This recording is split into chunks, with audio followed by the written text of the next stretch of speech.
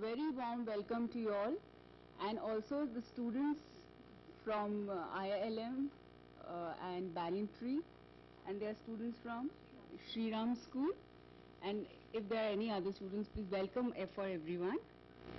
It is really an honor to have among us Shri Kailash Satyarthi. Who doesn't know about him? We welcome you, sir.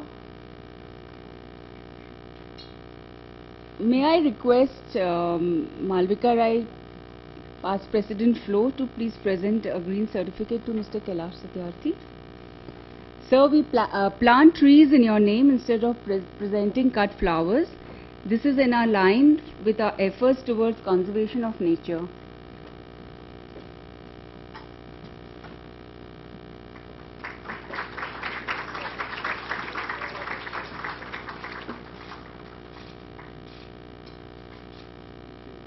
Thank you, Malvika. May I now invite past President, immediate past President, Vinita Vimbit, to come and facilitate Shri Satyarthi on behalf of FLO.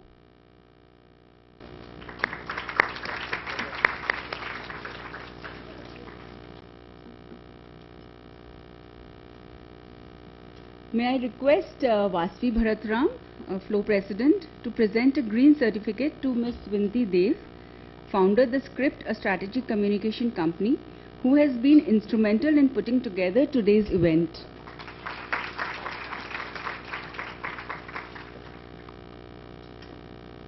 Before beginning, let us now view a short film of Kailash ji's initiative.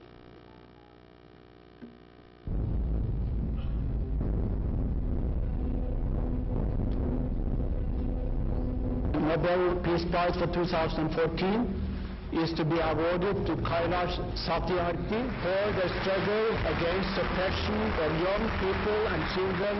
There is no greater violence than to deny the dreams of our children. I refuse to accept that the laws and constitutions are unable to protect our children. Today is the time for every child to have the right to life. I refuse to accept that the shackles of slavery can ever be more stronger than the quest for freedom. I refuse to accept here.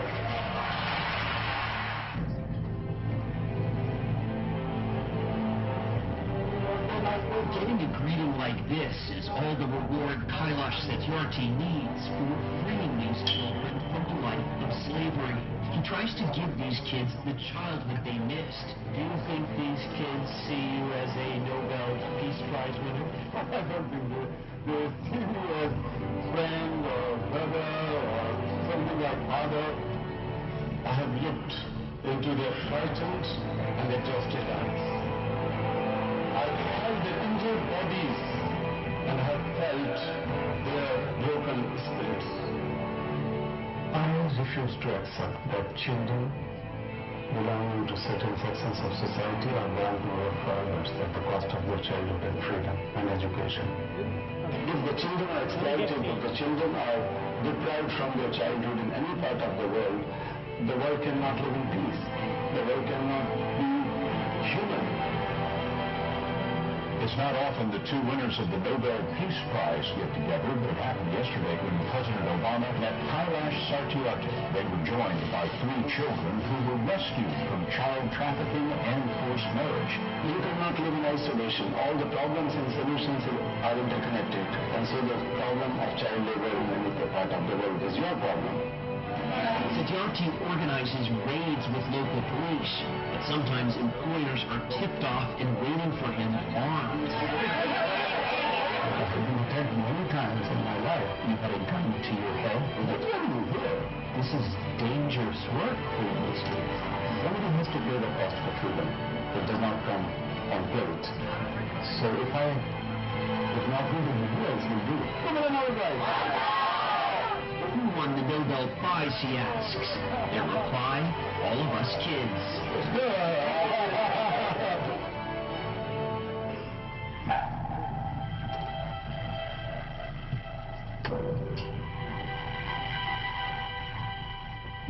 Every single minute matters.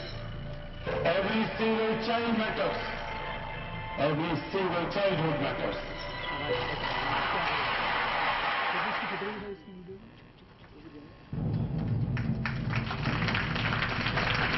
I would now like to invite our FLO President, Vasvi Bharatram, for the welcome address. Good afternoon and a very warm welcome to our guest of honor, Shri Kailash Satyarthi ji, FLO and BiFLO members, friends, my dear students, ladies and gentlemen. Thank you for joining us today for what promises to be a very inspiring and thought-provoking session. As Jayanti just said, it is a matter of great pride and honor for us at FLO to welcome the very first Indian origin Nobel Peace Laureate, Shri Kailash Satyarthi, who in the year 2014, along with Malala Yousafzai, was awarded this most prestigious award for the struggle against suppression of children and young people and for the right of all children to education. I'd like to begin with a quote by Kailash ji himself. "You should follow your heart and the mind will follow. Believe in yourself and you will create miracles." Kailash ji is a man who has followed the calling of his heart, passionately advocated his beliefs, tirelessly worked towards a better society for our young, and created many miracle moments for children in need along the way. He has worked towards his cause for 3 decades now. At the age of just 15, he changed his name from Kailash Sharma and adopted the name Satyarthi, which means seeker of the truth. There's an interesting story behind this, which I will request him to share with us a little later.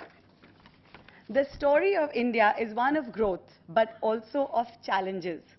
On one hand, the nation is reaping the benefits of the demographic dividend of a young and emergent workforce, whilst on the other hand, it also faces the grave problem of child labor and other forms of crime against children. As per ILO's World Report on Child Labor 2015 and CRI's recent analysis of Census 2011, there's good news and there's bad news. The good news is that from 2001 to 2011, child labor has been decreasing, even if it is at an abysmal rate of 2.2% per year. But the bad news is that 1 in every children in India is working. The primary objective, as you know, of FLO is women's empowerment. However, our responsibility towards society doesn't end there. We must emphasize the connections amongst child rights, socio-economic sustainability, and women's empowerment. Children's rights cannot be guaranteed in a framework that diminishes women's status and discriminates against them. Gender-based discrimination is deeply embedded in childhood and contributes to the continuum of violence that runs through many women's and girls' lives. The human rights framework is an effective entry point for analysis and action to promote gender equality and the rights of children. With nearly 500 million children in the country, we need to ensure that the gaps are bridged. We contribute towards the survival, growth, development, and sustenance of India's greatest asset, its children. Before I end, I'd like to say a big thank you to my friends Viniti Dev, Itiva Chopra, and Jayanti Dalmia. I am really grateful for all your help towards this event. Now may I request Viniti to introduce some of Kailash ji's work to us. Thank you. Thank you, Vasvi. I'm humbled and privileged to have the opportunity to introduce Kailash ji today. But I'm also deeply aware that no introduction I make either will capture the significance of his achievements, the global impact his work has had on institutionalizing child-friendly policies around the world, and perhaps most importantly, I will not be able to capture the sheer power of the moral conviction that led him down this path in the first place. My only hope then is to frame my introduction as a question to this audience. It is a question that Kailash ji asked himself many years ago and continues to do so, sitting amidst us today. And the question is this: why, when we cannot fathom a world without children, we so easily accept a world where their childhood is denied? Why is it that we accept?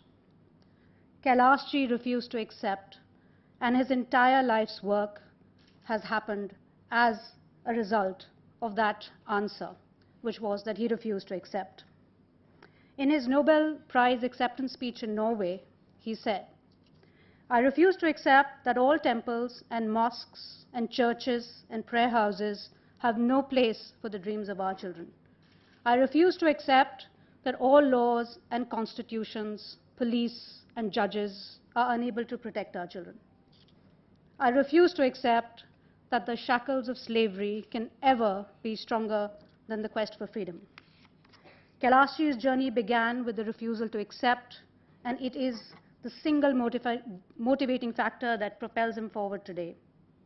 In 1980, he established the Bachpan Bachao Andolan with a vision to create a child-friendly society where all children are free from exploitation and receive free and quality education.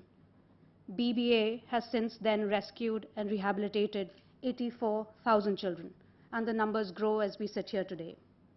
Kailashji is also the architect of the single largest civil society network for the most exploited children, the Global March Against Child Labor, which is a worldwide coalition of NGOs, teachers' unions, and trade unions active in 140 countries. He was also the founding president of the Global Campaign for Education, a civil society movement working to end the global education crisis, and Good Weave International, which was one of the first consumer awareness programs and the earliest examples of modern corporate social responsibility programs. In 1999, Kailashji's efforts led to the adoption of the ILO Convention 182, which addresses the worst forms of child labor. He remains a member of several high-level groups on child labor and education. His continued efforts to end slavery, trafficking, forced labor, and violence received international support when in September 2015, he succeeded in getting child protection and welfare-related clauses included in the Sustainable Development Goals of the United Nations. In 2015, he became the first Indian to be awarded the title of Humanitarian of the Year by the Harvard Foundation. And Kailashji continues his work today with the establishment of Kailash Satyarthi's Children's Foundation to help create, implement, and advocate child-friendly policies that ensure the holistic development and empowerment of children. Kailashji's lifetime's work now compels us to ask ourselves whether we indeed, in our small way, will refuse to accept. Please join me in welcoming the most resounding voice that speaks for children around the world, Kailash Satyarthi.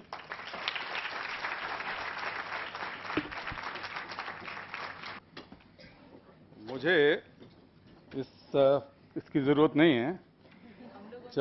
जब मेरी शादी हुई तो मेरी पत्नी को इसकी ज़रूरत पड़ी थी, वो यहाँ बैठी हुई हैं, क्योंकि एक बरमाला डालने के लिए मेरे लिए तो झुकना पड़ा। तो लोग बोले कि भाई अच्छा हुआ कैलाश जी झुकते हैं महिला के आगे, लेकिन मैं चाहता था कि वो अपना सिर उठाकर मुझे माला डालें, तो मैंने कहा एक स्टूल लेके आ जाओ।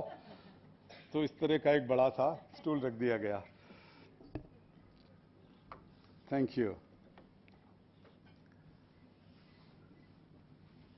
मैं अभी जब बैठा कुर्सी पर आकर,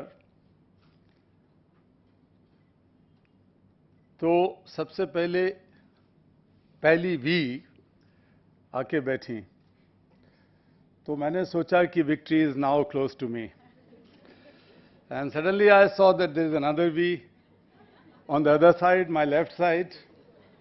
So if you are surrounded with two victories around you, what else you want in your life?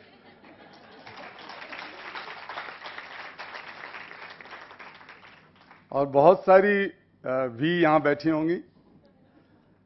जरूरी नहीं कि आपका नाम वी से शुरू हो तभी आप विक्टोरियस होंगी.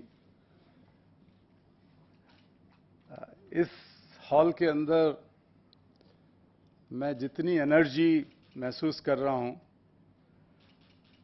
जितने स्पार्क, जितनी लाइट महसूस कर रहा हूं, वो कम देखने को मिलती है. I am so fortunate to be here amongst you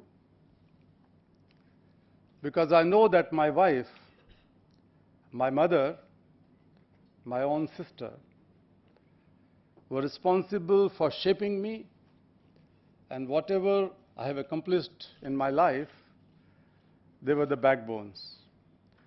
But today, in this Ficci auditorium, the backbones of Indian industry, the Indian corporate, the Indian businesses are sitting here, because many of you are mothers and sisters and brothers and daughters of some of the top industrialists of this country.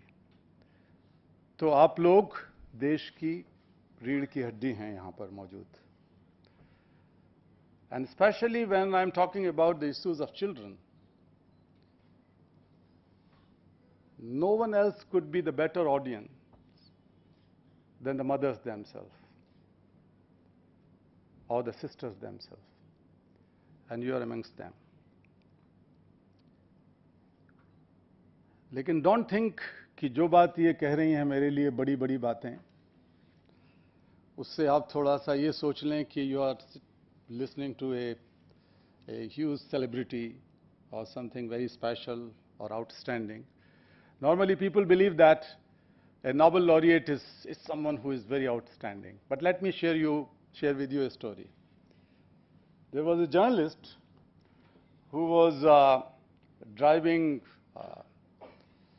in a countryside, and he noticed that there was a man standing in a field and looking at the sky under the sun.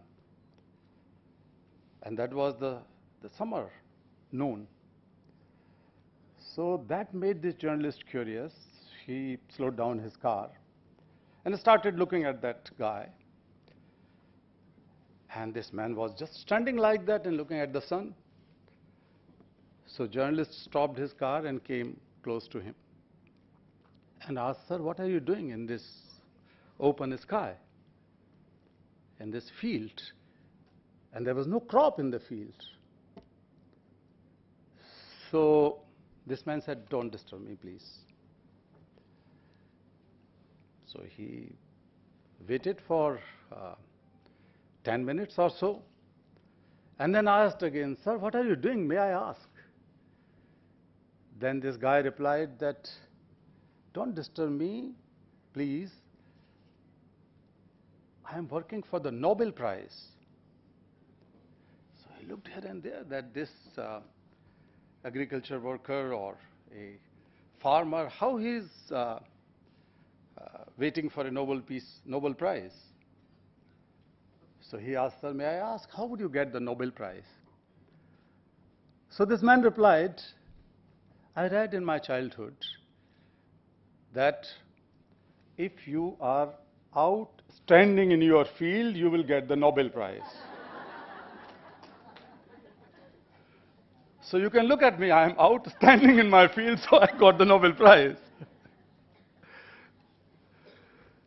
So no Nobel Prize is special. And I am so happy to be amongst all the sisters who are sitting here in this room and listening to millions of the children whose voice I represent here. And not only millions of the children of this country, but I work across 140 countries for the last 20 years. So I am able to communicate you with some of the beautiful voices and stories of those children. But let me begin with the one story, the first story of how I got involved into it, before I tell something about changing my name. I was passionate about the issue of children right from my own childhood. I was fortunate enough to go to a normal school in my hometown, Vidisha in Madhya Pradesh. But the very first day of my schooling was the first inspiration in my life, or I would say the first challenge in my life. I was 5.5-year-old roughly, and along with some of my friends and neighbor children entering in school, suddenly I noticed that right at the doorstep of my school gate, there was a boy my age, 5-6-year-old, sitting and looking at our feet. He was a cobbler boy, and his father was also sitting alongside. He was not looking at me or any of those children, but looking at our feet, whether we are going to give him some job of shoe shining. But all of us were wearing new shoes, so there was no question of giving any job to him. So I went inside. But I was disturbed. I felt disturbed inside me. And frankly speaking, I carried those eyes with me in my classroom. I asked my teacher, "Sir, why a child sitting outside the school gate and not with the rest of us in the classroom?" The teacher said, "Calm down, make new friends, this is your first day." This is very common that the poor children work or help family. I could not understand much. I didn't know much about poverty also. And neither was so much aware of the caste system or caste discrimination.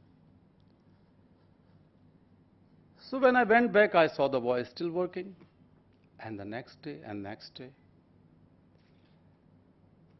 I asked this same question to my parents, my friends, relatives. And the answer was more or less same. People said that it's very common, they're poor children and they have to work. But for me, it was so disturbing every day looking at that boy, cobbler. So one day I gathered all my courage. And while coming back from the school, I stopped for a while and asked to both, the son and father. The boy was shy, but when I asked to his father, "Sir, why don't you send your son to school?" He looked at me, surprisingly. He said, "बाबूजी, मैंने तो कभी ये सोचा ही नहीं, कभी किसी ने मेरे से पूछा ही नहीं. I never thought about it." He said, "My grandfather, my father, and I started working since childhood." And then he took a pause. And after a few seconds, I could feel his misery in his eyes, his helplessness. He said, "बाबूजी, आप जानते नहीं हैं कि हम लोग तो काम करने के लिए ही पैदा होते हैं. Sir, you don't know that we people are born to work." That made me angry. That made me angry. Why some people are born to work at the cost of their childhood and freedom and education and dreams? Who is responsible? The simplification is poverty. But is there any example anywhere in the human history that the children are responsible for this poverty syndrome? No. So why they should suffer? What are we doing? That was the question I asked myself at the age of 5.5 years. That gave me a new perspective of life. I started looking at what people say and try to convince with their own arguments may not be true, may not be justful. Same rhetoric answer. But how we can live with the ready-made answers that we have been doing for ages, for centuries? We have to question the wrongs around us. So I started doing it. That was the first spark, I would say. I started collecting old books when I felt that some of my colleagues have left schools. I started collecting some pocket money to pay the fee of some children. Many such things I kept on doing in my childhood and student life. And then a day has come when I met the most beautiful girl on the earth. Now she's my wife, Sumedha ji.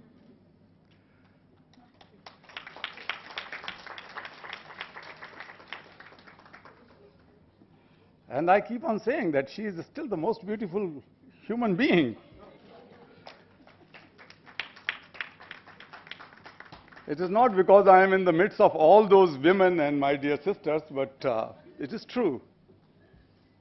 देखो हाँ ये सिर हिला रही हमारी बच्चियां office की सच्ची है ना बात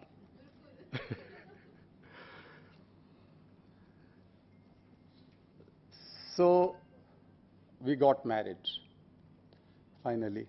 It was not an easy thing to fight against the customary and caste and all those things, and finally got married. But we were determined that I'm not going to work as an engineer. That was my career, but I was supposed to give up that. So one day I decided to give up that career and started a magazine. Because when I went to the people and trying to convince them that, look, this is not simply poverty, this is slavery. This is denial of freedom. This is denial of human dignity. And denial of human dignity and freedom is unacceptable. People said, yes, idea is good, but कितने लोगों से बात करोगे आप? So finally I decided to launch a publication, a magazine, fortnightly magazine in Delhi. Its title was Sangharsh Jari Rahega, Struggle Shall Continue. And that was the first journal of its kind which was dedicated for the cause of children and women who were most vulnerable, most marginalized.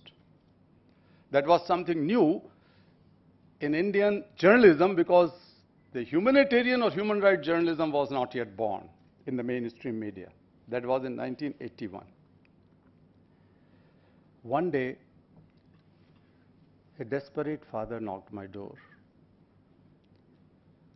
I was running my magazine in a small balcony like this, from this table to that table.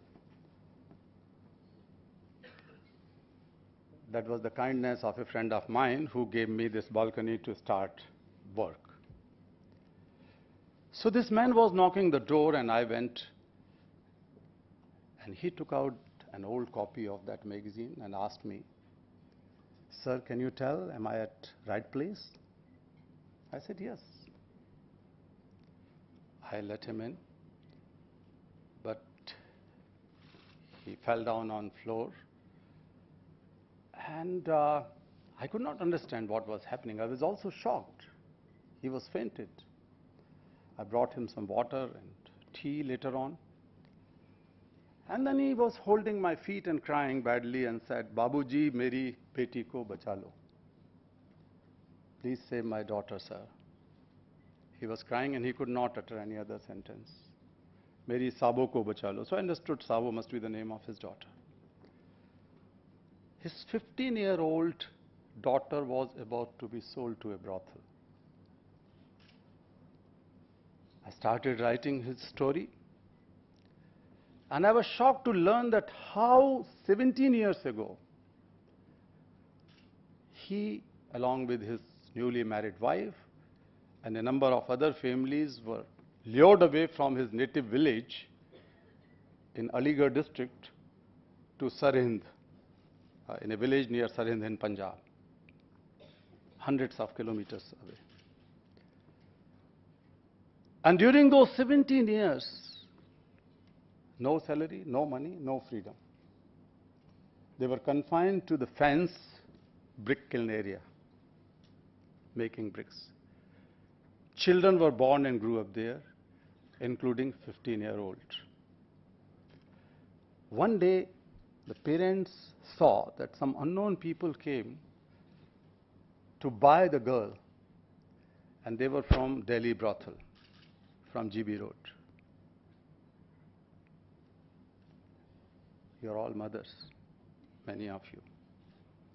Some of you are fathers or brothers or sisters. You can imagine when you see that some people have come to bargain, as the girl was a cow or a buffalo. Somehow this was not materialized, the deal was not done. The bricklayer owner was asking more money for this virgin girl, and this person was not willing to pay more.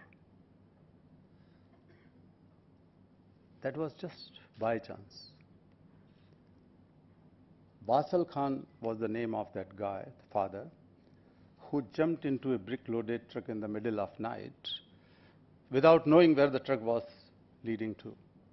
The truck went to Chandigarh, the capital town of Punjab and Haryana. And this man jumped out of it and just running here and there in search of some help. Same manner, crying and touching the feet of people, please save my daughter.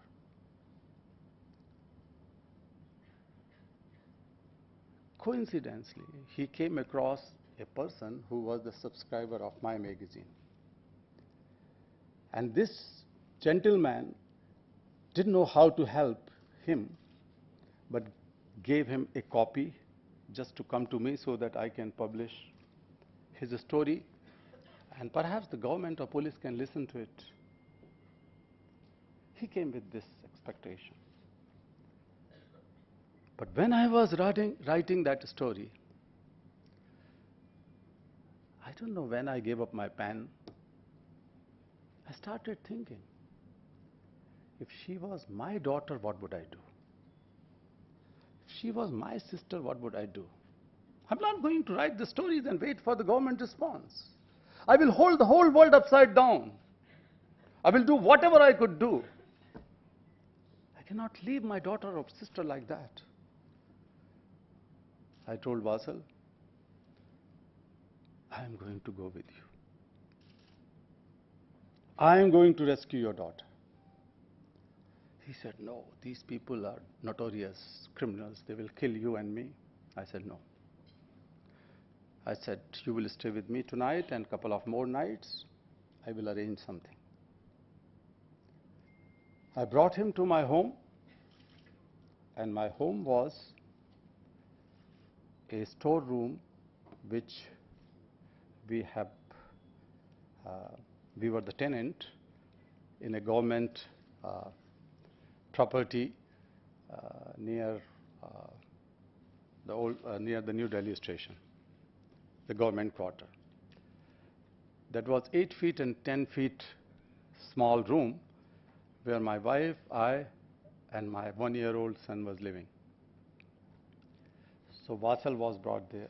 Vasal was surprised that Kailash is also a poor guy. How is going to help me? He thought that I am a government officer or sahab, bada sahab hoonga, bada sahab meri beti ko chhodane mein madad karega. I said, don't worry. And he also overheard when I told my wife, Sumedha जी आपके पास जो भी कुछ शादी के गहने मैंने हैं हम लोग बेचते हैं या गिरवी रखते हैं ताकि हम एक ट्रक किराए का लेंगे और इन सबको वापस लेके आएं. And also I have to organize some friends who can go with me. So somehow 5 of my friends agreed to go, and we were able to organize a truck and reach there. We were beaten up. We were thrown away from there. Vasal was caught and beaten up in front of us very badly. The truck driver also ran away, so we had to walk and then run. So I had to come empty hands. But believe me, I never returned from any place with empty heart. You can come with